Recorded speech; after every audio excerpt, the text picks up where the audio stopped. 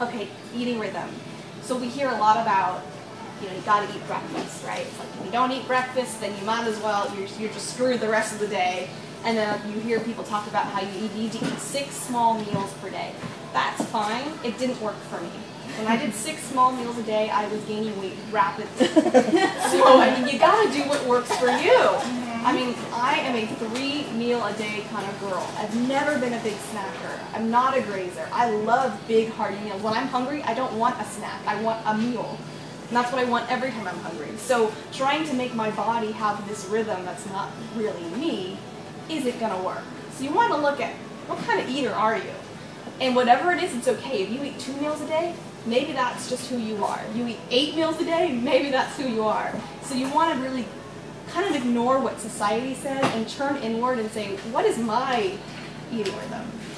Also notice if you're one of those people that doesn't eat, like let's say you don't eat breakfast and you don't eat till like 2 o'clock, when we're talking, that's a really, really poor rhythm.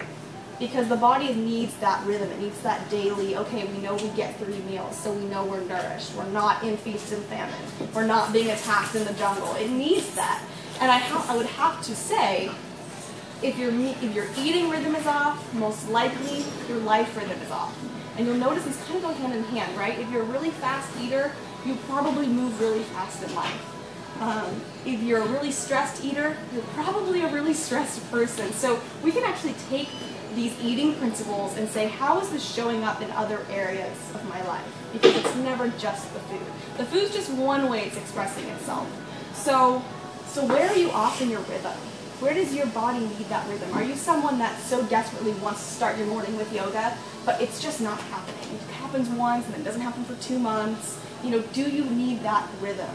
Because I'm assuming that if it's off in your food, it's off there as well. So just kind of look at that and really question, you know, is my body in this rhythm? Because it really appreciates that, and that's what's going to help with the metabolism once again. Yes?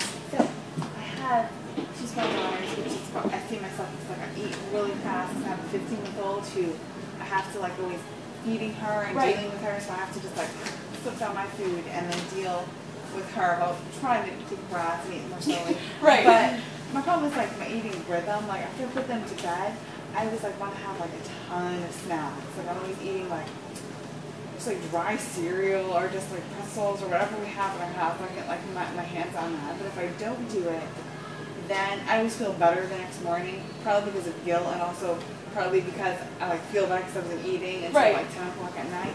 But then how do I stop, like when I don't do it for a few nights and I feel good, and then the next night, like if I haven't had snacks, I'm going to have snacks again. Like, how would I like stop like that behavior? Well, there's 2 things there. Usually there's not enough food during the day. That's the first one. I was a binge eater too in the evenings, and I've had kind of the same story where I could go 3 days and not do it and be really proud of myself, but it always came back. Yeah, I used to keep a journal, and I'm like, no snacking, no snacking. And you're really proud, and it's like... And then I'm proud, and then when I'm like, forget it, I'm starving. Eat it. Right. And then I eat like a ton. So during the day, you're probably going to want to eat a little bit more. Probably some more substantial meals. Now, I know with kids, it's hard, especially really young kids, so what I always tell my clients is, when you actually have the food in your mouth, at least close your eyes and breathe, you know, and be with the food while you're chewing. You know, maybe that's the only moment you get, but it's better than no moment. So I totally understand that the kids, you know, the priority. But at least when you're putting the fork in your mouth, just like, I can taste the food, I can taste the herbs, I'm with the food, that kind of thing, and then take a bite, and like, I'm with the food, I'm with it, you know, like, so you'll kind of bounce back and forth. Ideally, you want to do that the whole time, but that might have to wait a little bit as the child grows. The blood sugar is what it is, right? The blood sugar is For so binge low. eating? Yeah. Not necessarily. Sometimes it's actually just a psychological, the body feels like I think it's, like I like to eat because I'm like, I don't have like kids, like I'm hungry or I want more, you know, I just feel like I can just eat something and not have anyone. Yeah, it's your time. Yeah, around me, but like but I want to make my time not involve like eating. Right. Like, but food is comfort. Yeah. And to deny that it's not would be lying to ourselves. Right. So the first thing I would do is actually, maybe you do have some time at night where you get a little, maybe make it a special meal, but then actually let it give you some comfort.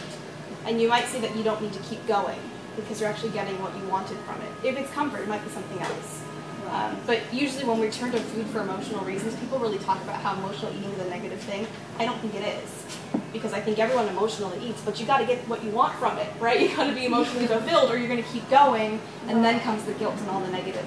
So when I emotionally eat, like maybe I'm like, you know, oh my god, I had the worst day ever, I want to just eat Doritos, then I like sit down and I like really enjoy my Doritos, and then I don't need 2 bags.